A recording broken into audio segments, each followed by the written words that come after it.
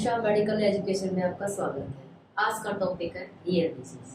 Year हमारे दो होते हैं जो हियरिंग के प्रोसेस में काम आते हैं। इनके तीन पार्ट होते हैं, आउटर ईयर, मिडल ईयर और इनर ईयर। हर एक के पार्ट को डिवाइड करके जैसे जैसे ईयर में जैसे इस बाहर का एरिया होता है पिन्ना, तो ऐसे ही बीमारियों का होना भी तीनों में निश्चित है। सबसे पहले आउटर ईयर की डिजीज यानी भारी कहाँ से है, पिन्ना से लेकर ऑपस्टिमिटस से जो हमारा टिम्पैनिक मेम्ब्रेन है उससे पहले का एरिया हमारा आउटर ईयर में आता है। इसमें पहले सबसे पहले बैड ईयर जो पिन्ना है जो हमारा सही से नहीं बन पाता, और वैक्स है जैसे हमारा जो ऑडिटरी कैनाल है इसमें वैक्स बनता है, कुछ ग्रंथियां हैं जो वैक्स बढ़ाती है।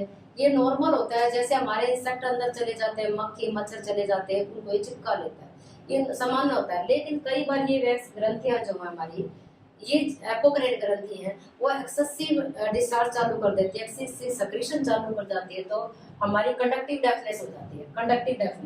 कंडक्टिव का मतलब क्या है, ईयर है ब्लॉकेज कर देगा कान को और हमारे को फुलनेस ऑफ ईयर महसूस होगा और हमारे को सुनता नहीं। तो इसका इलाज क्या है, हम वैक्स के नाम से वैक्सोल ईयर ड्रॉप्स आती है, उसको हम 4-5 दिन तक लगातार डालेंगे तो वैक्स रिजोल्व हो जाएगा और फूल के या तो बाहर आ जाएगा या हम इसमें सिरिंजिंग करा देंगे, सिरिंजिंग से हम इसको आउट कर सकते हैं।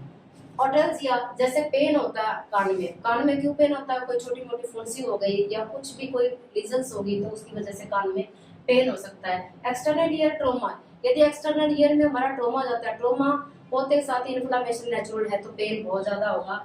जैसे बर्न, किसी को बर्न हो जाता है, फेस जल जाता है, कान जल जाता है या ब्लंट इंजरी लग जाती है तो हमारे को क्या हो जाता है, एक्सटर्नल ईयर में इन्फ्लामेशन भी इसकी वजह से, इंजरी की वजह से हो सकता है। Foreign body, feeling of fullness, कई बार बच्चे क्या करते हैं, खेलते खेलते नाक में जैसे कान में सेल घुसा लिया, थर्मोकोल की गोल गोल चीजें होगी वो घुसा लिया, या बैठे बैठे हम भी सलाई वगैरह कुछ ना कुछ अंदर डालते रहते हैं, जब भी हमारे को थोड़ी सी ईचिंग होती है तो उसकी वजह से तो क्या होता है, हमारे को इंजरी भी हो सकती है और बच्चे डाल देते हैं उससे फुलनेस फीलिंग भी हो सकती है।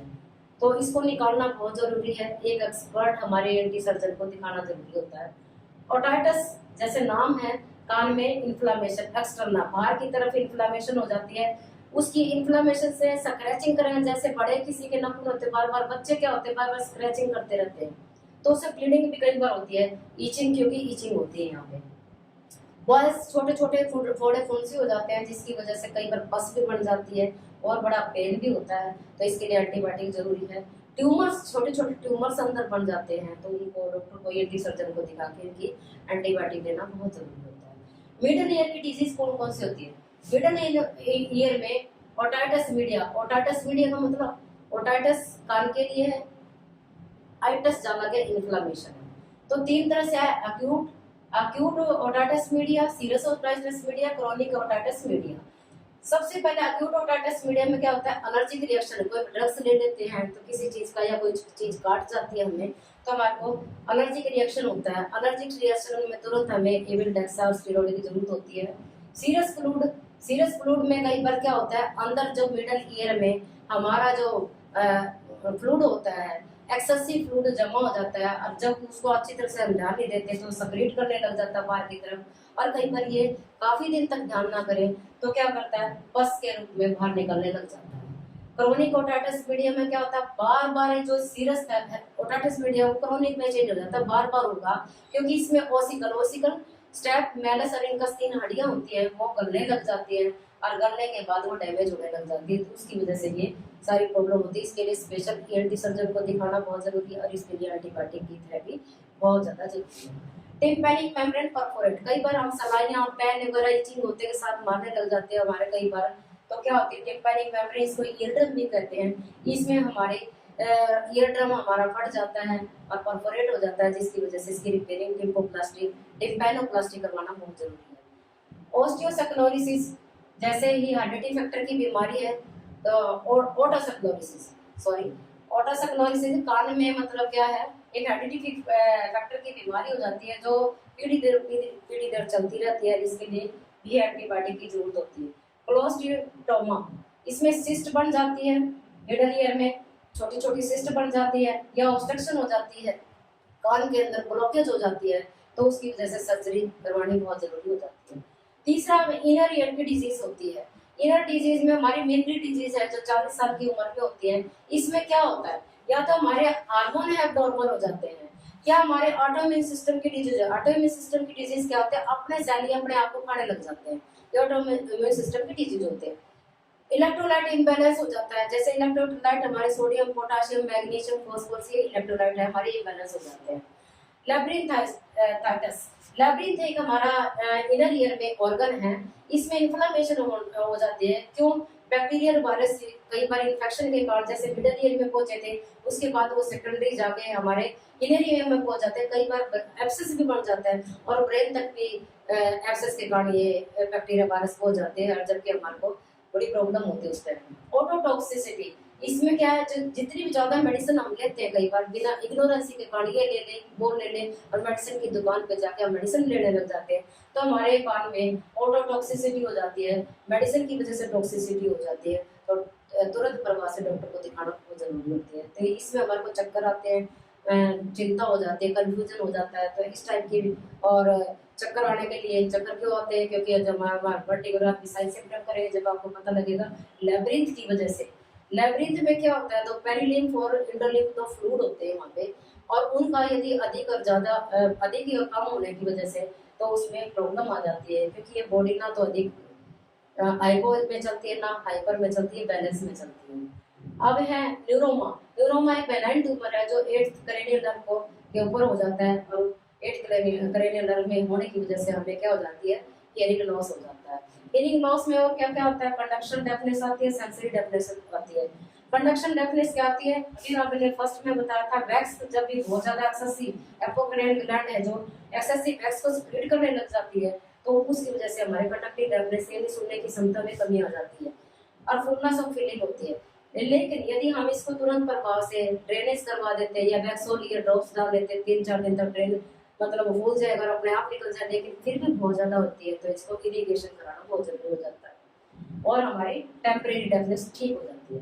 सेंसोरी डेफनेस क्या होती है, सेंसोरी डेफनेस जैसे सेंसरी ग्लैंड है, हमारे कान में नर्व है, जैसे ऑडिटरी नर्व है, उनकी जब हमारे कॉन्ट्रैक्शन हो जाती है सुनने की, तो इसमें सुनने की कमी हो जाती है। जैसे 60 साल के लोग होते हैं, तो उनमें बूढ़ों में क्या, बूढ़े व्यक्तियों में क्या होता है, उनकी जो नर्व, जो हमारी ऑडिटरी नर्व है या जो वहाँ नर्व सप्लाई करती है, उनमें क्या होती है, श्रिंकेज हो जाती है और उनको सुनना कम हो जाता है, तो उसको हम सेंसरी डेफनेस कहते हैं।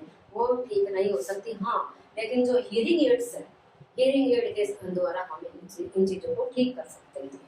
अब इसके साइन सिम्टम, यदि कोई बीमारी ऐसी होती है तो क्या साइन सिम्टम होते हैं, सबसे पहला है डेफनेस। जैसे हमने कंडक्टिव डेफनेस में देखा था, कंडक्टिव डेफनेस के साथ डेफनेस है तो वैक्स के कारण है। सेंसोरी डेफनेस जैसे ओल्ड एज में है तो वो सेंसरी नर्व के कारण होगी, जो हमारी सेंसेशन देगी ब्रेन में। टेम्पोरल रीजन में हमारे कान होते हैं, और टेम्पोरल रीजन के मेस्टोड प्रोसेस पिछला होता है, और 3 बोन होते हैं इसके अंदर, तो ये सारा कुछ एक सिस्टम होता है।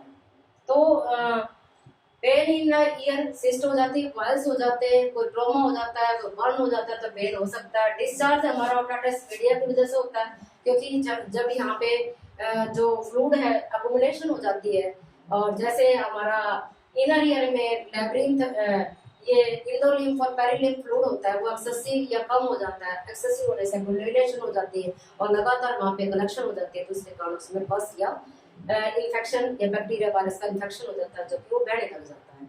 फिर हमारा वर्टिगो, वर्टिगो हमें चक्कर आते हैं। क्यों चक्कर आते हैं, क्योंकि लेब्रिंथ होता है जो हमारा यहाँ पे हमारे जो फ्लूइड होते हैं एक्सेसिव होने के बाद प्रेशर डालते हैं, प्रेशर की वजह से हमारा चक्कर आते हैं। और चक्कर हमारे को क्यों आते हैं, एक हमारे कान के अंदर ये एस्टेशन ट्यूब होती है जो एनवायरनमेंट का बैलेंस बनाती है, एयर का बैलेंस बनाती है।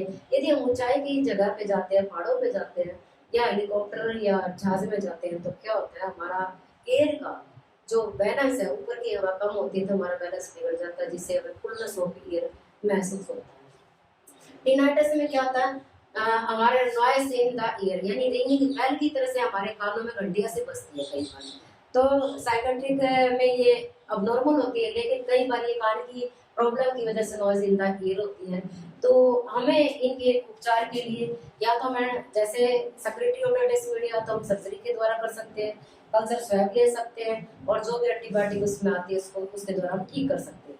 वैक्स की है तो हम इरिगेशन करवा सकते हैं या वैक्स ऑन ईयर ड्रॉप्स कर सकते हैं। फॉरेन बॉडी घुस गए तो हम उसको तुरंत प्रवासी एंटी सर्जन के द्वारा हम निकाल सकते हैं। बॉयल्स हो गए तो एंटीबायोटिक दे सकते हैं। यदि सिस्ट ट्यूमर या ऑब्स्ट्रक्शन है तो सर्जन के द्वारा इसको हम ऑपरेट करा सकते हैं।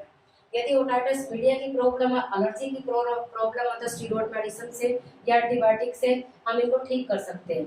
लेकिन यदि मेंटल डिजीज है जैसे ऑटोइम्यून सिस्टम की डिजीज है तो ये हमारे हेरिडिटी फैक्टर से भी आती है। कई बार ये प्रॉब्लम भी ज्यादा क्रिएट होती है तो ऑटोइम्यून सिस्टम से भी है, या इलेक्ट्रोलाइट इम्बैलेंस के कारण तो हम इलेक्ट्रोलाइट पूरे देके इसको ठीक कर सकते हैं।